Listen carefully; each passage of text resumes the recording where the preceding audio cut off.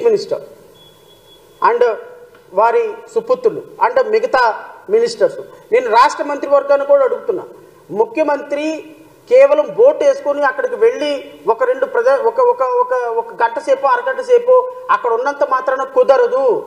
వీళ్ళకి ఇమ్మీడియట్గా కనీసం వాటర్ ఫుడ్ అందించాలి, వాళ్ళని హెలికాప్టర్లో నుంచి సురక్షిత ప్రాంతాలకు తరలించాలి. అది తరలించలేనప్పుడు ముఖ్యమంత్రి ఉంటే ఏంటి, ప్రధానమంత్రి ఉంటే ఏంటి, అక్కడ మంత్రివర్గం అంతా అక్కడ కట్టుకనుకుంటుంటే ఉపయోగం ఏంటని అడుగుతున్నాం. పోనీ సామాన్యులైనటువంటి మాలాంటి వాళ్ళని ఏమైనా నిల్వ చేస్తున్నారంటే మాలాంటి వాళ్ళకి అవకాశం లేదు. అక్కడే చూస్తేనేమో మా వాళ్ళందరూ అన్నమో రామచంద్ర అయ్యో మా బతుకులు ఏమైపోతాయి అని వాళ్ళు ఎదురు చూస్తున్నారు. ఫోన్లు చేయడానికి ఫోన్లో ఛార్జింగ్ లేదు, ఎలక్ట్రిసిటీ కనెక్షన్ లేదు, తినటానికి తిండి లేదు, ఉండటానికి ఇల్లు లేదు, కూర్చోటానికి కనీసం అక్కడ అరుగులు కూడా లేవు.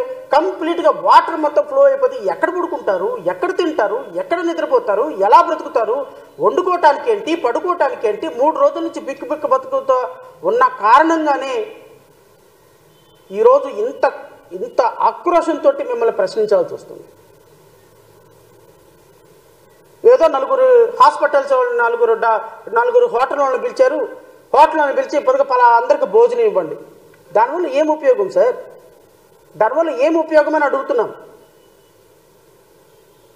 కనీసం ప్రజలకి మేము ఉన్నామని భరోసాతోటి మీరు వాళ్ళ ప్రాణాలని అద్భుతంగా మీరు రక్షించకపోయినా అక్కడి నుంచి సురక్షిత ప్రాంతాలకు తరలించేస్తే సరిపోతుంది కదా. ఎందుకు తరలించలేకపోతున్నారు? 3 రోజుల నుంచి ఒకే ప్రాంతంలో కనీసం బయటకు వచ్చే అవకాశం లేకుండా ప్రజలు ఉంటే ఆ ప్రజలను సురక్షిత ప్రాంతాలకు తరలించేటువంటి కార్యక్రమాలు చేయలేకపోతే దీన్ని ప్రభుత్వం అని ఎలా అనగలం? మెకానిజం మనం ఎలా అనగలం? ఇంతమంది వేల మంది ఇంకా మన మీద ఆధారపడి కేంద్ర ప్రభుత్వం నడుస్తుందని చెప్పేటువంటి ఒక గొప్పట్లు చెప్పుకునేటువంటి ప్రభుత్వం. ఈరోజు కృష్ణానది ఈ పరిసర ప్రాంతాలకి ఈ విధంగా వరద రావడానికి, కృష్ణానది ఈ విధంగా ఉప్పొంగటానికి 3 బ్యారికేడ్లు పగిలిపోవడానికి కారణం ఎవరు? పాలకులు మీరు కదా.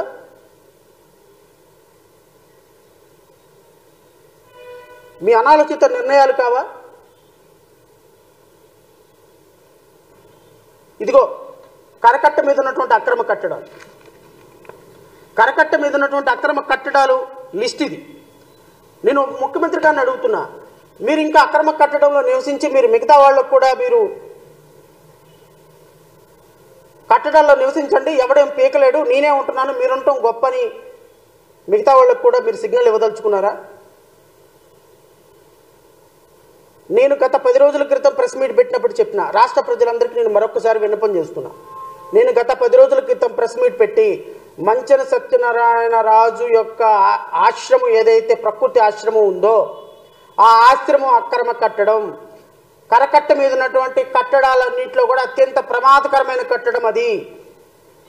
ఎందుకు అంటే కరకట్ట మీద ఉన్నటువంటి కట్టడాల్లో ఒకే కట్టడంలో 600 నుంచి 500 నుంచి 600 మంది నివసించేటువంటి ఏకైక కట్టడం ప్రకృతి ఆశ్రమం. నిన్న జరిగినటువంటి అనర్థం మీరు చూశారు. ఇంకొక రోజు కనుక వర్షం పడినట్టయితే, నిన్న వర్షానికే కనుక ఆశ్రమం కూలినట్టయితే 500 మంది ప్రాణాలు గాల్లో కలిసిపోయాయి. అందులో సగానికి సగం విదేశీయులు ఉన్నారు. ఇది ఆంధ్రప్రదేశ్ రాష్ట్రానికి చెడ్డ పేరు కాదా? అక్రమ కట్టడాన్ని మీరు ఎందుకు కొనసాగిస్తున్నారు? గోకరాజు గంగరాజు డబ్బులు ఇచ్చాడు కాబట్టి, మంత్రి సత్యనారాయణ రాజు నెలకి ఇంత డబ్బులు పంపిస్తారు కాబట్టి, మీ అబ్బాయి లోకేష్కి డబ్బులు అందుతున్నాయి కాబట్టి, కరకట్ట మీద ఉన్నటువంటి పాతూరు నాగభూషణ్ బీజేపీ నాయకుడు కాబట్టి, గోకరాజు గంగరాజు టెంపుల్స్ ఉన్నాయి కాబట్టి వాళ్ళ మీద ఎవరి మీద మీరు యాక్షన్ తీసుకోరు. ఎందుకు అంటే ముఖ్యమంత్రి ఉంటుంది అక్రమ కట్టడంలో.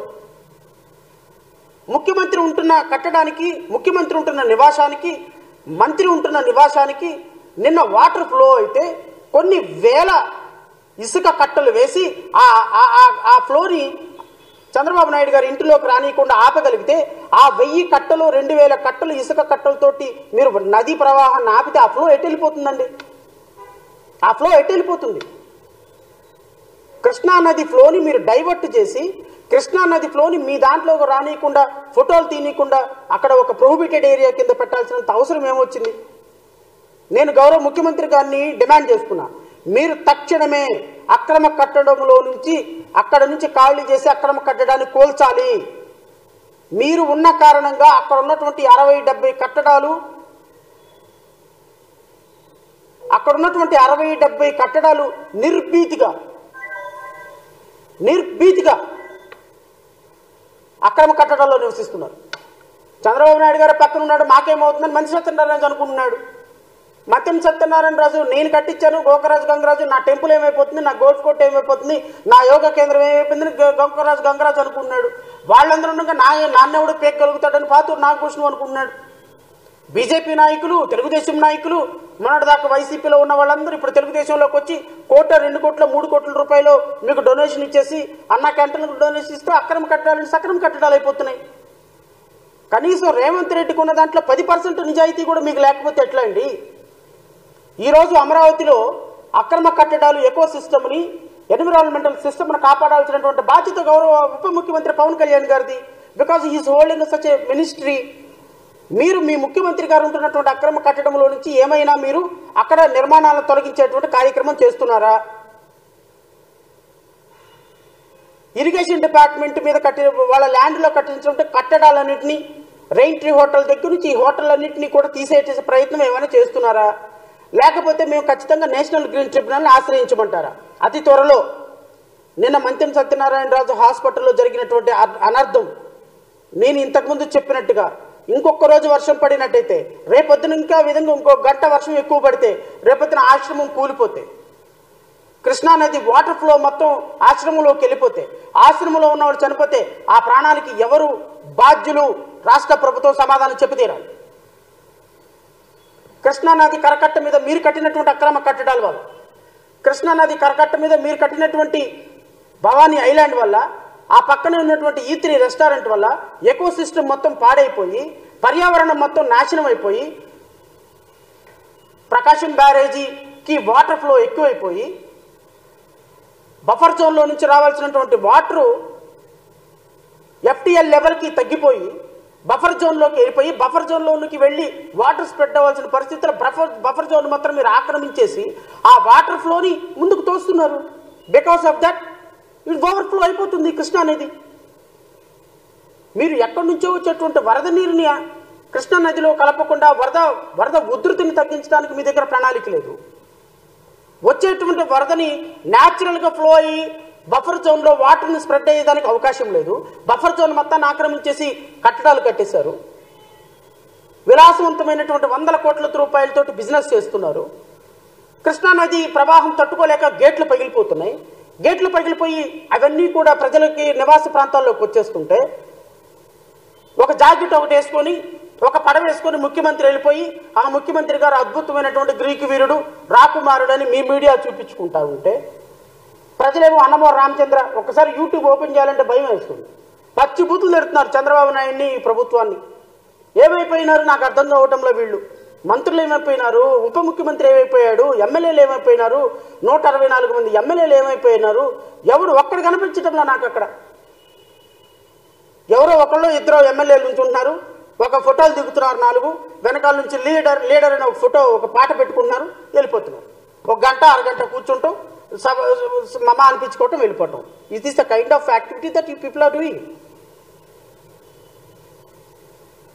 మేము ఇప్పుడు ప్రశ్నించే స్థాయిలోనే ఉన్నాం, మేము హెల్ప్ చేసే స్థాయిలో లేము. Because your people are not allowing us. మేము ఏం చేయగలుగుతాము?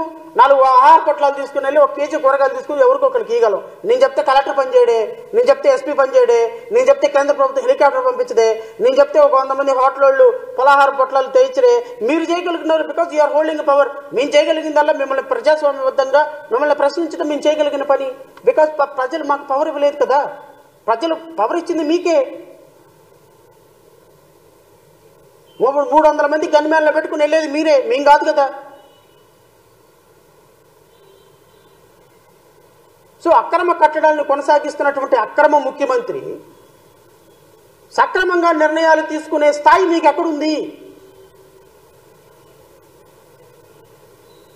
ఆయన చూస్తేనేమో ఇది గెస్ట్ హౌస్, నేను ఆయనకి ఇచ్చేసాను, ప్రభుత్వానికి ఇచ్చేసాను, నాకు సంబంధం లేదంట. మీరు చూస్తేనేమో నాకేం సంబంధం లేదు, మేము వద్దీ కడుతున్నాం అని అంటారు. ఆయన మీ గెస్ట్ హౌస్లు చూస్తేనేమో ప్రభుత్వం అక్రమ కట్టడం అని నోటీసులు ఇస్తుంది. మీరేమో దాని మీద ఏ విధమైనటువంటి చర్యలు తీసుకోరు. ఒక పక్క సిఐడి ఏమో ఈ ప్రాపర్టీ అక్రమ ప్రాపర్టీని అటాచ్ చేస్తుంది. సో ఇన్ని అక్రమాలకి కారణం మీరు నివసిస్తున్నటువంటి అక్రమ కట్టడం మాత్రమే. మీ నివసిస్తున్నటువంటి ముఖ్యమంత్రి నివసిస్తున్న అక్రమ కట్టడం కారణంగా ఆ చుట్టుపక్కల ఉన్నటువంటి 60 అక్రమ కట్టడాలు కూడా నిర్భీతిగా కొనసాగుతున్నాయి. జై భీమరావు భారత్ పార్టీ దీన్ని పూర్తిగా ఖండిస్తుంది. అక్రమ కట్టడాలపై జై భీమరావు భారత్ పార్టీ ఖచ్చితంగా ఒక స్పష్టమైన ప్రణాళికతో ముందుకు వెళ్ళబోతుంది. నేను మొదటే ప్రకటించాను, మా పార్టీ కార్యకర్తలందరూ కూడా అక్రమ కట్టడాల యొక్క ఇన్ఫర్మేషన్ తీసుకుంటున్నారు. హైదరాబాద్లో హైడ్రా తరగాలో ఆంధ్రప్రదేశ్ రాష్ట్రంలో కూడా ఒక వ్యవస్థను ఏర్పాటు చేస్తామని మున్సిపల్ మంత్రి నారాయణ ప్రజలకు ఇష్యూరెన్స్ ఇచ్చున్నారు. అక్రమంగా గుడులు నిర్మించిన, కట్టడాలు నిర్మించిన, అక్రమంగా ఏ విధమైనటువంటి కోర్టులు నిర్మించిన, గెస్ట్ హౌస్లు నిర్మించిన, బిల్డింగ్ పర్మిషన్ లేకుండా ప్రభుత్వం కదా ఎవడు మమ్మల్ని పేకలేళ్ళే అని ఎవడు నివసించినా, ఎవడు పర్మిషన్ తీసుకోకుండా బిల్డింగ్లు కట్టినా, హోటళ్ళు కట్టినా, హాస్పిటళ్ళు కట్టినా, బిల్డింగ్లు కట్టినా, నివాస ప్రాంతాలు కట్టినా, చెరువులు ఆక్రమించి కట్టినా, నాలాలు ఆక్రమించి కట్టినా, బఫర్ జోన్లను ఆక్రమించి కట్టినా, కృష్ణానది పరివాహ ప్రాంతంలో ఎకో సిస్టమ్ని డిస్టర్బ్ చేస్తూ కట్టినా ఖచ్చితంగా రాష్ట్ర ప్రభుత్వం వాటి మీద పూర్తిగా చర్యలు తీసుకోవాలని జై భీమరావు భారత్ పార్టీ డిమాండ్ చేస్తుంది. ఎందుకు అంటే ఈరోజు విజయవాడలో జరిగినటువంటి విపత్తి దానికి ఒక ప్రత్యక్ష కారణం. ప్రకాశం బ్యారేజీ డ్యామేజ్ అవడానికి దానికి ప్రత్యక్ష కారణం. ఇక్కడికి వచ్చేటువంటి వాటర్ ఫ్లోని నియంత్రించలేని పరిపాలకుల అజ్ఞానం, పరిపాలకుల ముందు చూపుతనం లేని ఒక దుర్మార్గకరమైనటువంటి పరిస్థితి దానికి కారణం. దయచేసి నేను రాష్ట్ర ప్రజల తరపు నుంచి మిమ్మల్ని అందరినీ కోరుతున్నా, మీరు ఇమ్మీడియట్గా మంతెన సత్యనారాయణ రాజు ఆశ్రమాన్ని కూలగొట్టండి, అక్కడి నుంచి డిమాలిషన్ మొదలు పెట్టండి. ఈ చివరి వరకు ప్రతి ఒక్క బిల్డింగ్ని డిమాలిషన్గా మీరు కూలగొట్టకపోతే నేషనల్ గ్రీన్ ట్రిబ్యునల్ని ఖచ్చితంగా మేము ఆశ్రయించబోతున్నాం అతి త్వరలో. రానున్న 4-5 రోజుల్లో ఒక 10 బిల్డింగులను నేషనల్ గ్రీన్ ట్రిబ్యునల్ ముందు పెట్టడానికి లీగల్గా our party is taking every step.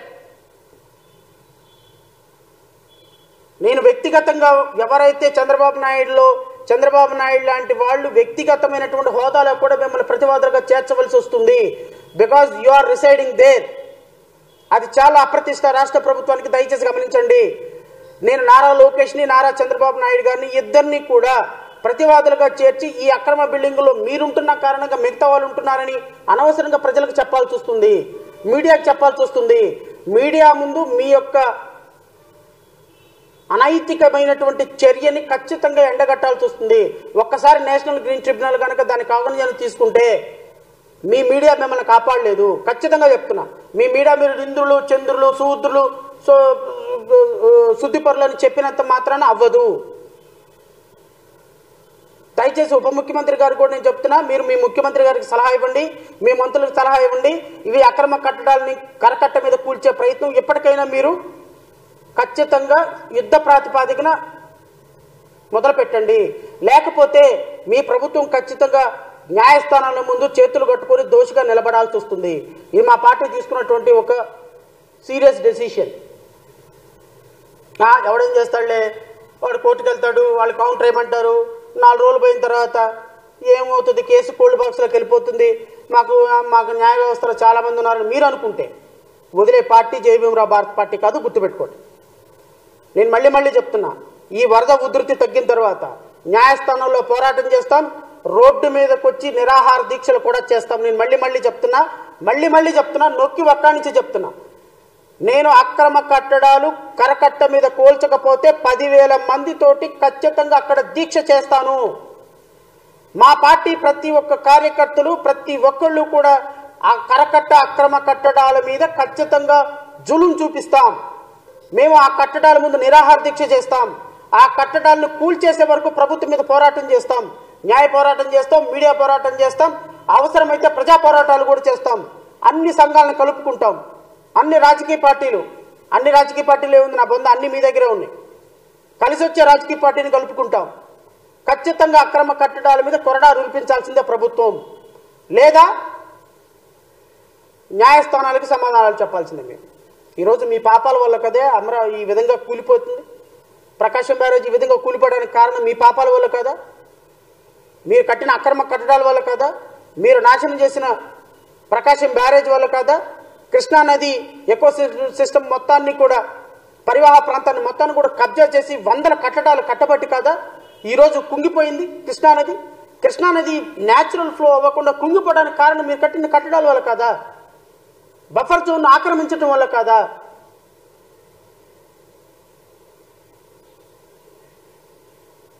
MTL లెవెల్కి సమానంగా ఉన్నటువంటి స్థలాన్ని ఆక్రమించడం వల్ల కారణం కదా.